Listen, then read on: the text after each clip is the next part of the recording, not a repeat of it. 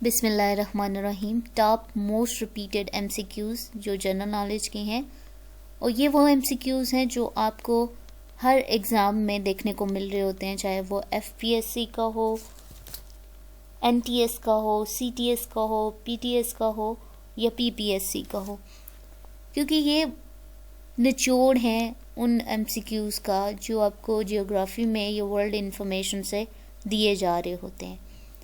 तो अगर आप इस चैनल पे नए हैं तो सबसे पहले आप इस चैनल को सब्सक्राइब कर लें और उसके साथ साथ आप बेल आइकन को प्रेस कर दें ताकि आने वाली वीडियोस की अपडेट आपको मौसूल होती रहे। तो लेते हैं स्टार्ट।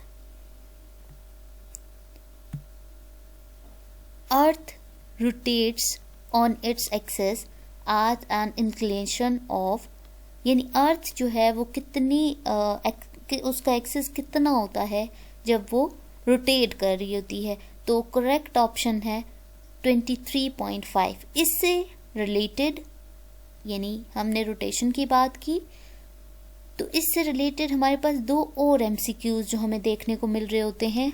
वो सबसे पहला एमसीक्यूज इस तरह से आता है कि अर्थ मूव किस तरह से कर रही है। अर्थ मूव कर रही है, अर्थ रोटेट कर रही होती है वेस्ट से ईस्ट की तरफ, और उसके साथ साथ हम ये भी देख रहे होते हैं कि अर्थ की रेवोल्यूशन क्या होती है। अर्थ जो रेवोल्यूशन होती है अर्थ की, वो सीज़न को चेंज करने में, सीज़न जब चेंज होते हैं तो वो अर्थ रेवोल्यूशन की वजह से होते हैं। इसी के साथ साथ हम देख रहे होते हैं कि अर्थ की रोटेशन भी होती है। एक रोटेशन होती है और एक रेवोल्यूशन होती है। अर्थ की जो रोटेशन होती है उससे दिन और रात बन रहे होते हैं। रोटेशन को माइंड में रखिएगा, रोटेशन से दिन और रात बन रहे होते हैं। रेवोल्यूशन से सीज़न चेंज हो रहे होते हैं, जैसे कि सर्दी है, गर्मी है, तो वो सीज़न जो चेंज हो रहे होते हैं वो रेवोल्यूशन की वजह से हो रहे होते हैं और रोटेशन की वजह से दिन और रात। तो इसकी जो करेक्ट ऑप्शन था वो 23.5 है कि earth rotate on an axis at inclination of 23.5। Rotate कैसे कर रही है? वेस्ट से ईस्ट की तरफ, रेवोल्यूशन से सीज़न चेंज हो रहे हैं और रोटेशन से दिन और रात बन रहे होते हैं। क्लियर? नेक्स्ट हम जाते हैं Doma. Doma is the parliament of which country? Doma parliament है रशिया का। करेक्ट ऑप्शन है इसके साथ रशिया का। लेकिन उसके साथ हमारे पास 3-4 इस तरह के और ऑप्शंस होते हैं, उनको भी क्लियर करने की कोशिश कर रही हूँ कि जर्मनी की जो पार्लियामेंट है उसे कहते हैं बुंडेस्टैग। बुंडेस्टैग जो है वो जर्मनी की पार्लियामेंट है। फिनलैंड की पार्लियामेंट एडुस्कंता है। आइसलैंड की पार्लियामेंट आलथिंग है। और इस तरह से ये ऑप्शंस दिए जा रहे होते हैं। और इसके साथ साथ आलथिंग जो है, अगर हम आइसलैंड के बारे में कोई और इन्फॉर्मेशन हम देखें तो एक और इम्पॉर्टेंट बात हमें जो नज़र आती है इसके हवाले से जो पूछी जा सकती है कि ओल्डेस्ट दुनिया की पार्लियामेंट कौन सी है, तो वो भी आलथिंग ही है। ठीक है, ओल्डेस्ट पार्लियामेंट आलथिंग है। डोमा किसकी पार्लियामेंट है? रशिया की। जर्मनी किसकी है?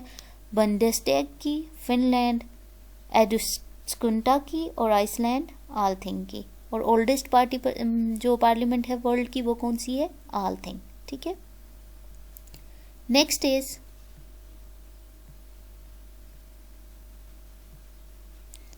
Afghanistan is separated from central Asia by Oxus river. Afghanistan central Asia से किस तरह से सेपरेटेड हो रहा है? एक रिवर पड़ता है उसके दरमियान में और उस रिवर का नाम है ऑक्सिक्स रिवर। और Oxus river is also called Amu दरिया।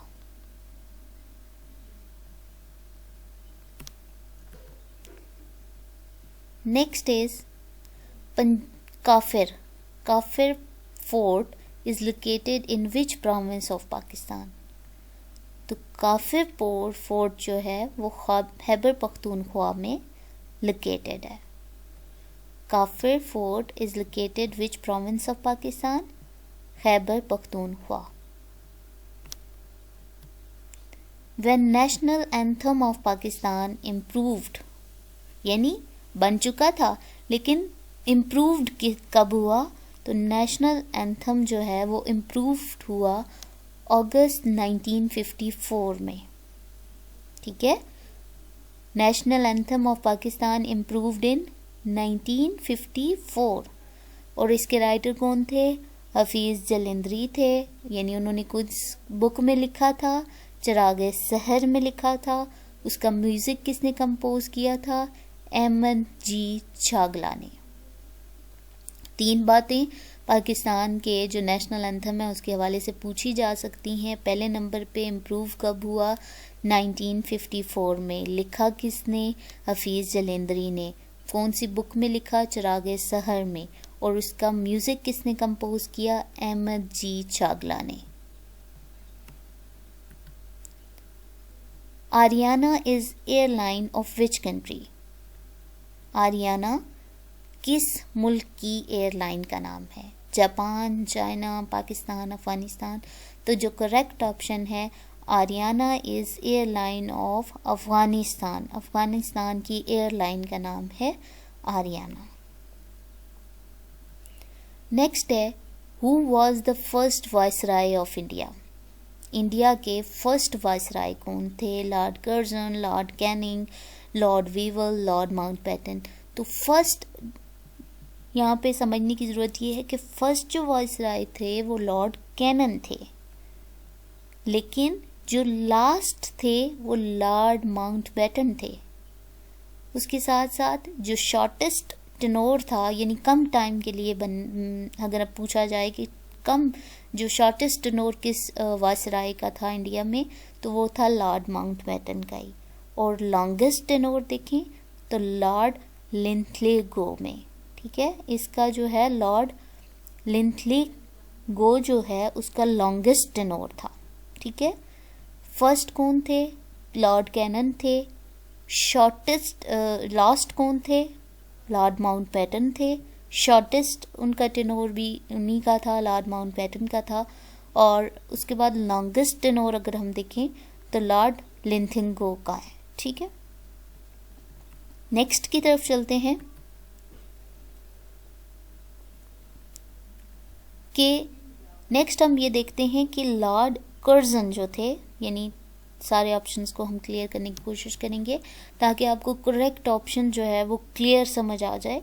कि फर्स्ट हमने देखा कि लॉर्ड कैनन थे, लास्ट लॉर्ड माउंटबेटन थे, शॉर्टेस्ट टेनोर लॉर्ड माउंटबेटन का ही था, लॉन्गेस्ट टेनोर लॉर्ड लिंथो का था। लॉर्ड कर्जन जो थे वो 1905 में, यानी फर्स्ट जब वायसराय बने इंडिया के तो वो 1905 में बने थे, यानी लॉर्ड कर्जन। और 1905 में लॉर्ड कर्जन का था। और जो फर्स्ट थे वो लॉर्ड कैनन थे। ठीक है, और लॉर्ड वीवल जो थे वो 1945 में बने थे। Under Indus river territory the river given to, यानी कौन से रिवर्स जो हैं वो दिए जाएंगे इंडिया को, यानी इंडस रिवर ट्रीटी बनाई गई और उसमें ये बताया गया कि इंडिया को कौन कौन से दरिया दिए जाएंगे। तो अंडर इंडस रिवर ट्रीटी के अकॉर्डिंग रावी, ब्यास और सतलज जो हैं वो इंडिया को दिए जाएंगे। और झेलम, चेनाब, सिंध पाकिस्तान को। ट्रीटी बनाई कब की थी?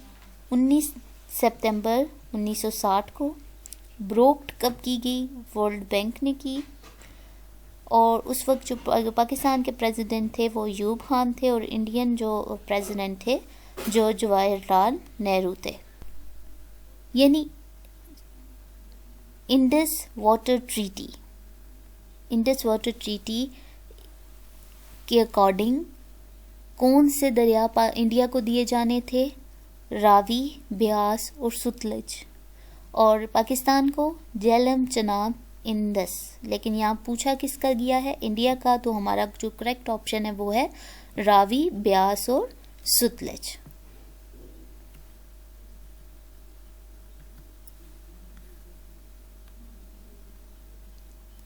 बादशाही mosque was built in, Badshahi mosque कब बनाई गई? 1673 को। 1673 को बादशाही मास्क बनाई गई। बनाई किसने थी? औरंगज़ेब ने बनाई थी। कहाँ पे है? लाहौर में है। औरंगज़ेब ने वफ़ात कब पाई? 3 मार्च 1707 में। ठीक है, इसके साथ हमने 3 और ऑप्शंस जो हैं वो 3 और MCQ सॉल्व कर लिए कि बादशाही मास्क कब बनी थी। 1673 को। बनाई किसने थी? औरंगज़ेब ने। लोकेटेड कहाँ पे है? लाहौर में है। और पूछा ये भी जा सकता है कि औरंगज़ेब ने वफ़ात कब पाई, तो 3 मार्च 1707 को। 1707 का फिगर याद रखें, तब इसने वफ़ात पाई थी। Next is Mitchell Anglo was famous artist and painter of which country? Mitchell Anglo जो है वो फेमस आर्टिस्ट भी है और उसके साथ साथ पेंटर भी है, तो वो किस कंट्री का है? करेक्ट ऑप्शन है इटली का। मिचेल एंग्लो इटली का फेमस जो है वो आर्टिस्ट और पेंटर है। इसके साथ साथ इटली से रिलेटेड एक और जो है MCQs मोस्टली देखा गया है वो ये है कि which country on the map of world appear as long shoe like structure जो है वो अपीयरेंस शो कर रहा होता है, किस कंट्री का मैप? तो उसका ऑप्शन है इटली। ठीक है, एक तो हमने यहाँ देख लिया कि इटली का फेमस आर्टिस्ट और पेंटर कौन है, मिचेल एंग्लो। ठीक है, इटली का है। उसके साथ इटली का जो मैप है उसकी अपीयरेंस जो है वो लॉन्ग शू की तरह है। ठीक है, longest river of Asia. Asia का लॉन्गेस्ट रिवर कौन सा है? एशिया का। यहाँ से आप लॉन्गेस्ट रिवर से ही टिक करने की ज़रूरत नहीं है, आपने देखना है किस जगह का पूछ रहे हैं, फुल आपने पढ़ना होता है और उसके बाद आपने टिक करना होता है। Longest river of Asia, Asia का लॉन्गेस्ट रिवर जो है यंगतज़ी है। और ये यंगतज़ी कहाँ पे है, कहाँ पे फ्लो करता है? ओनली ये जो है वो चाइना में फ्लो कर रहा है। एशिया का रिवर यंगतज़ी है, लॉन्गेस्ट लार्जेस्ट। ठीक है, लार्जेस्ट रिवर जो है एशिया का अगर पूछा जाए स्पेसिफिकली तो यंगतज़ी है और फ्लो कहाँ कर रहा है? सिर्फ चाइना में।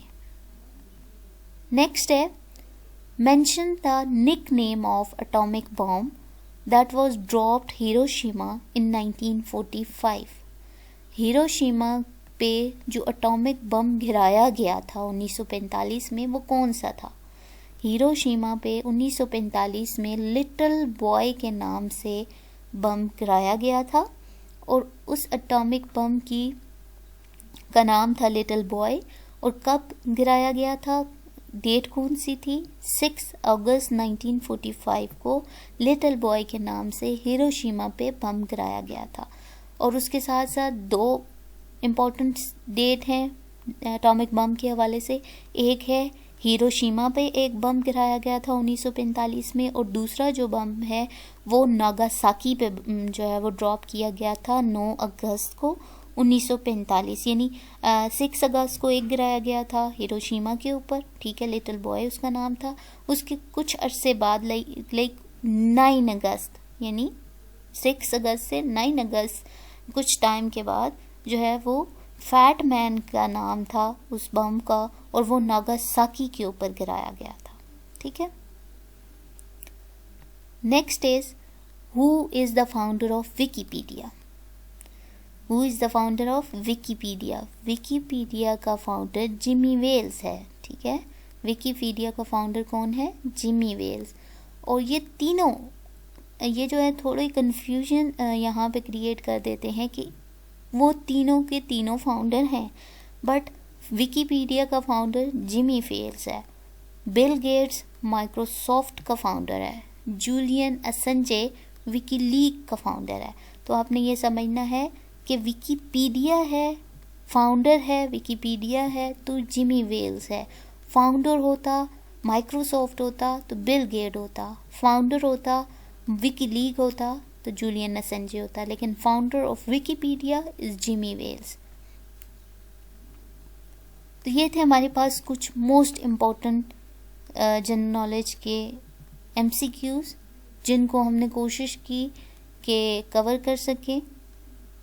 और अगर आप इस चैनल पे नए हैं तो आप चैनल को सब्सक्राइब कीजिएगा, लाइक कीजिएगा वीडियो अगर आपको अच्छी लगी हो, इन्फॉर्मेटिव हो आपके लिए, और इसको शेयर करने की कोशिश कीजिएगा दूसरे लोगों के साथ ताकि उनको भी इससे फ़ायदा हासिल हो। Thanks for watching.